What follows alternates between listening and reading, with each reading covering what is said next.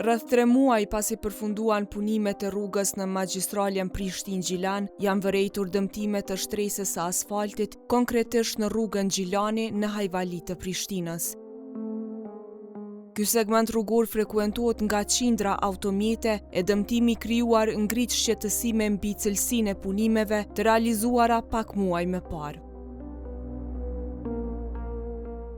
Në vendin e ngjarjes ishin të pranishëm nga kompania Papenburg dhe Adriani Kompani, e cila kishte kryer punimet në këtë zonë.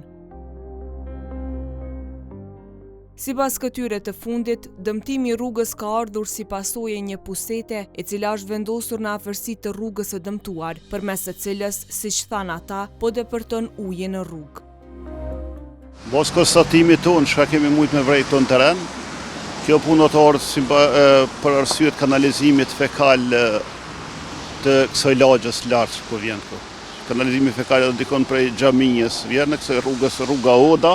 Te kjo puseta këtu është i dëmtuar puseta e kanalizimit fekal. Domethënë që nuk ka pjesë e projektit tonë. Për shkak të ujrave zeza, domethënë gypi nuk mund të përballu ujrave zeza kur po ka rreshje shiut. Edhe po kalon, puseta është dëmtume, edhe po kalon aty, nda nuk e kemi vrejt këtë puset, se nuk u kanë pjesën tonë punës, po për momentin ne jemi të menu për javën tjetër dikun me rregullu, se tash nuk ka dhe prodhim të asfaltit, që me shku shpejt. Ndërsa nga Ministria e Infrastrukturës u premtua intervenim për sanimin e këtij problemi.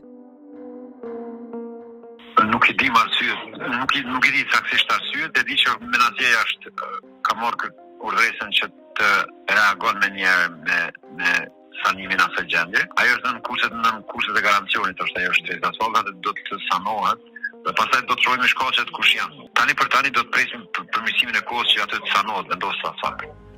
A ka në fat kohë se kur ka në sanu ky problem? Pa besoj se do 2-3 ditë nëse koha na premton që koha na jep mundësinë që vendoset asfalt, do të qit asfalt.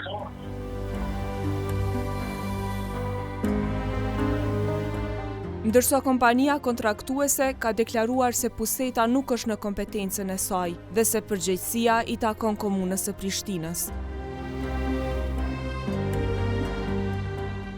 Kallzo.com ka kontaktuar këtë institucion për sqarime lidhur me rastin, por deri në momentin e publikimit të kësaj storie, nga komuna e Prishtinës nuk kemi pranuar përgjigje.